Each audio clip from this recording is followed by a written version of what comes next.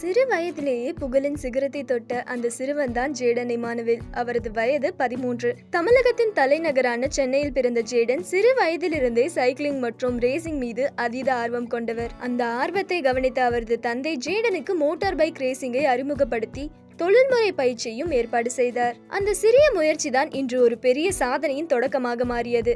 FIM mini GP இளம் வீரர்களுக்காக ஜெர்மனியில் நடத்தப்படும் சர்வதேச 2 வீலர் ரேசிங் போட்டி. இங்கேதான் ஜேடன் தனது முதல் அடியை எடுத்து வைத்தார். வயது 10 மட்டுமே, ஆனால் முதல் போட்டியிலேயே பரிசுகளை வென்றார். அன்றிலிருந்து துவங்கியது ஜேடனின் அதிரடி ரேஸ் பயணம். இந்த போட்டியில் 10 முதல் 14 வயதினர் 160cc பிரிவிலும் 12 முதல் 16 வயதினர் 190cc பிரிவிலும் பங்கேற்க முடியும். ஜேடன் 190cc பிரிவில் தொடர்ந்து பங்கேற்று சாதனை படைத்து வருகிறார்.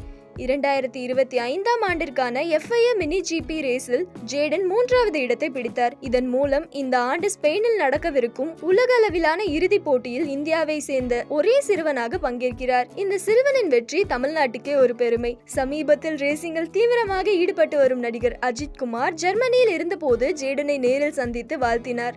அது மட்டுமல்ல, எதிர்கால ரேசிங் ஹீரோவிடம் ஆட்டோகிராஃபியும் பெற்றார். இந்த காட்சி சமூக ஊடகங்களில் வைரலாகி ஜேடனை மேலும் பிரபலமாக்கியது. இதையடுத்து தமிழ்நாடு முதலமைச்சர் MK ஸ்டாலின் 7 நாள் அரசுமுறை பயணமாக ஜெர்மனி மற்றும் இங்கிலாந்து சென்றிருந்தார். முதலீடுகள் ஈர்க்கும் நோக்கில் பல புரிந்துணர்வு ஒப்பந்தங்கள் கையெழுத்தாகிய நிலையில் அவர் ஜெர்மனியில் ஜேடன் இமானுவேலை நேரில் சந்தித்து வாழ்த்தினார். ஒரு சிறுவனின் கனவு, அவனுடைய குடும்பத்தின் உறுதி மற்றும் தமிழ்நாட்டின் பெருமை. இன்று ஜேடன் இமானுவேல் சர்வதேச மேடையில் நிற்கிறார். அவரது பெயர் மட்டுமல்ல, அவரின் பயணம் முழுவதும் நம் மாநிலத்தின் அடுத்த தலைமுறையினருக்கு எடுத்துக்காட்டாக இருக்கிறது. லைக் பண்ணுங்க, ஷேர் பண்ணுங்க. இது போன்ற அப்டேட்ஸ்க்கு பிரியோ டிவியை ஃபாலோ பண்ணிக்கோங்க.